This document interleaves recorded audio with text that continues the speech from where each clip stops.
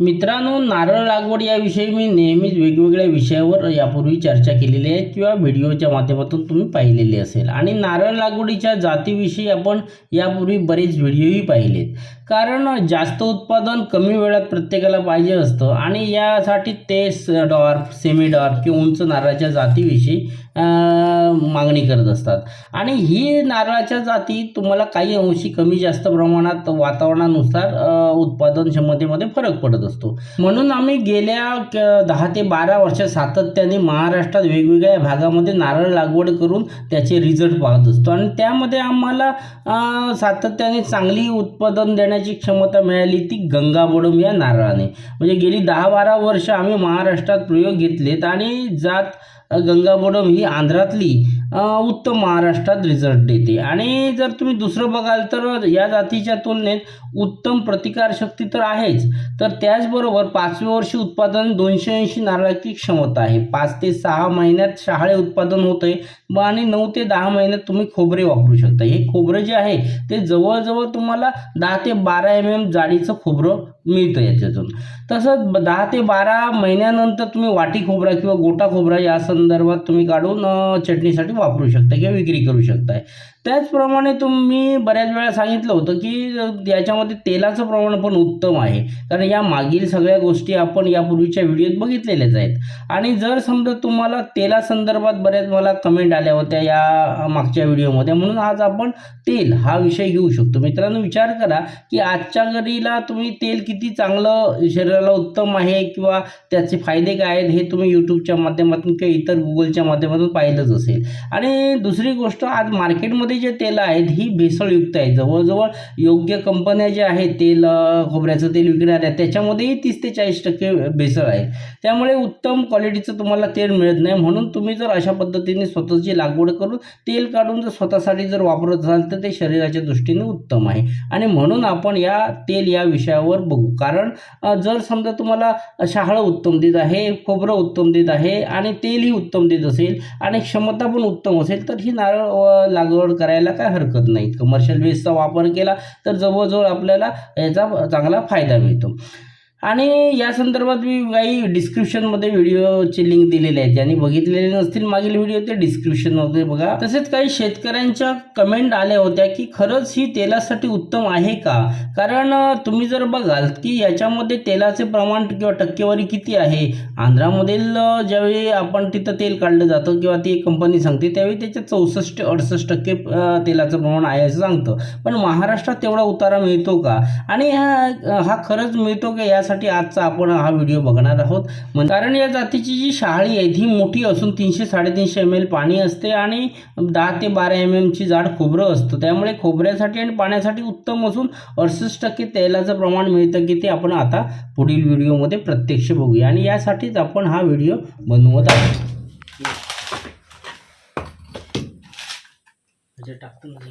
नमस्कार मित्रांनो, मी प्राध्यापक विनायक ठाकूर, कृषी तंत्र निकेतन देवगड या यूट्यूब चॅनलमध्ये तुमचं सगळ्यांचं मनापासून स्वागत. मित्रांनो, आज आपण तेल घाण्याकडे आलेलो आहोत आणि खोबऱ्यापासून तेल. आता तुम्हाला माहित असेल खोबऱ्याचं तेल किती शरीराला उपयुक्त आहे.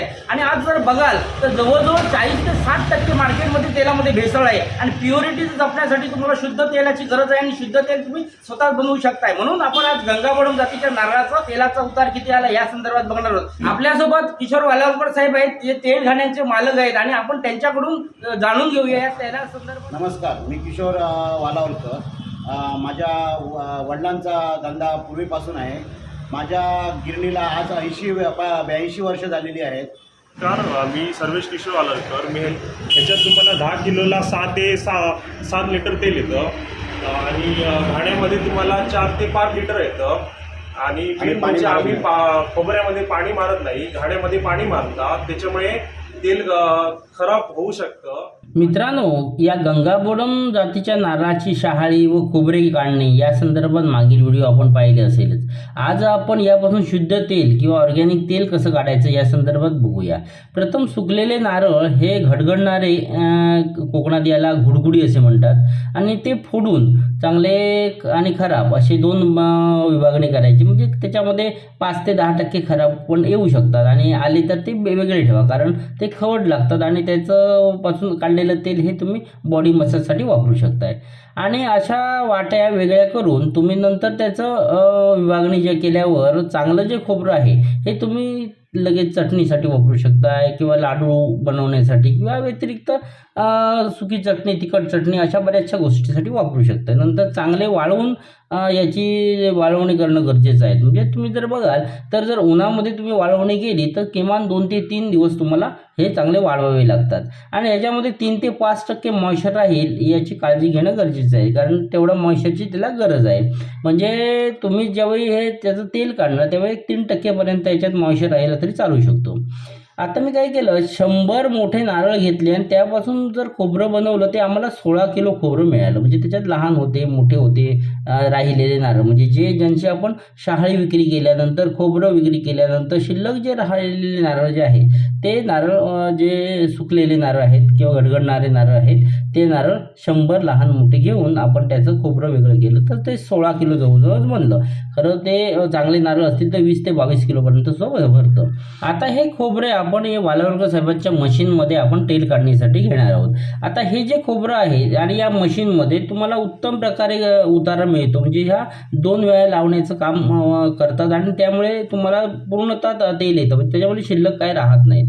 तर असे खोबरे मशीनमध्ये तुम्ही टाकल्यानंतर तुम्ही त्यापासून तेल आणि पेंड त्याची वेगळी करू शकताय, जेणेकरून ही पेंड तुम्ही पुढे गुरांसाठी वापरू शकताय आणि तेल हे आपल्या खाण्यासाठी वापरू शकता. म्हणजे तुम्ही रेग्युलर तेलापेक्षा हे तेल सुद्धा सुरुवातीला आपल्याला थोडंसं स्मेलमुळे वेगळेपण वाटेल, पण तुम्हाला एकदा सवय झाली की हे खाऊ शकता, कारण हे शुद्ध तेल आहे. याच्यावर कुठल्याही प्रकारची प्रक्रिया नाही वाईट केलेली. आणि दुसरी गोष्ट, याच्यामधून तुम्हाला फिल्टरेशनची गरज नाही. जर समजा तुम्ही मगाशी म्हटल्याप्रमाणे जायफळचा जर वापर तुम्ही केला या तेलामध्ये तर किमान पुढच्या 3 वर्षापर्यंत वापरू शकता. पण काही लोक प्लास्टिकमध्ये घालून कोंदट जाग्यात ठेवतात. जर समजा तुम्ही स्टीलच्या टाकीमध्ये जायफळचा किंवा थोड्या मिरीचा जरी वापर केला आणि साधारण 6 महिन्याच्या अंतराने एकदा थोडा 1 तासभर उन्हामध्ये जरी ठेवून नंतर मध्ये परत आतमध्ये ठेवलं तरी हे तेल जवळजवळ 2 ते 3 वर्ष खाण्यासाठी वापरू शकताय. आणि काही वर्षी जर थोडा खवट वास जर येत असेल यदा 2-3 वर्षानंतर तर तुम्ही नंतर बॉडी मसाजसाठीही वापरू शकताय.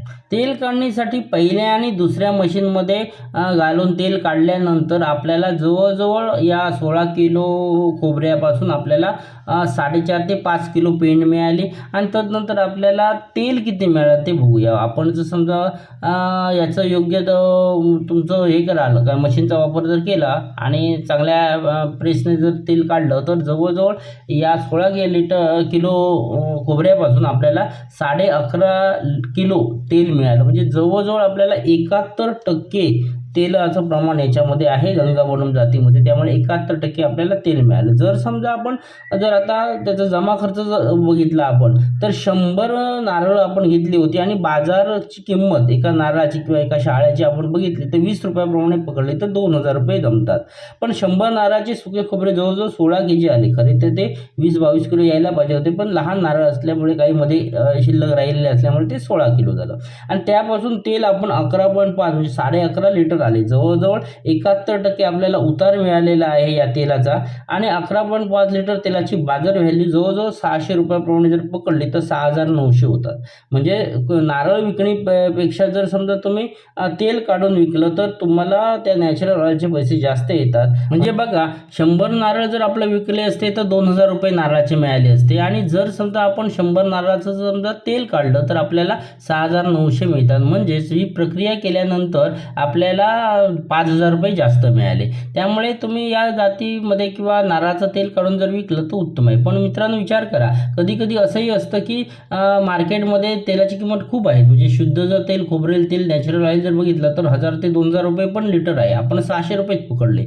आणि ऑर्गॅनिक तेलची जी किमती नेटवर जर बघाल तुम्ही तर जवळजवळ अर्ध्या लिटरला 1000 म्हणजे 2000 रुपये लिटर आहे. म्हणजे तो भाव जर मिळाला तर आणखी पैसे मिळतील. म्हणजे जसं म्हणून म्हणतात या नारळाला कल्पवृक्ष म्हणतात, त्याचं कारण ते तुम्ही झावळ्याचा वापर करा, खोडाचा वापर करा, त्याच्यानंतर शाळ्याचा वापर करा, प्रत्येक गोष्टीचा वापर होतो. शेवटी तेलाचा वापर होतो, त्याच्या सोडणांचा वापर चांगल्यापैकी होतो, करवंट्याचा वापर होतो, म्हणून याला कल्पवृक्ष म्हणतात.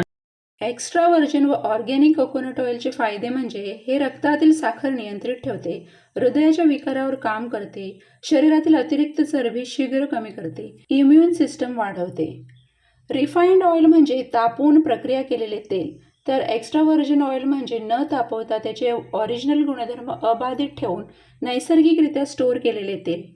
तर व्हर्जिन कोकोनट ऑइल हे स्वयंपाकात वाढून पदार्थांची चव व गुणधर्म वाढवू शकतोच, तर रोज 1 चमचा तेल पिल्यास त्वचेची कांती सुधारून त्वचा तुकतुकीत होते व संधिवात, गुडघेदुखीसारख्या आजारात वंगण म्हणून कार्य करते.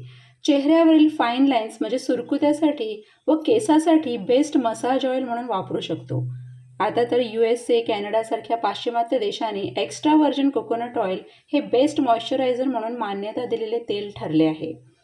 तर या सर्व गोष्टीवर प्रकाश टाकायचा मुद्दा हाच की नारळ तेलाचा असा वापर आपण स्वतः करून एक्सपोर्ट क्वालिटी मेंटेन ठेवून व्यावसायिकदृष्ट्या याकडे पाहून या सर्व गुणसंपन्न अर्थवृक्षाची लागवड करून आरोग्य व आर्थिक सामर्थ्य वाढवू शकतो.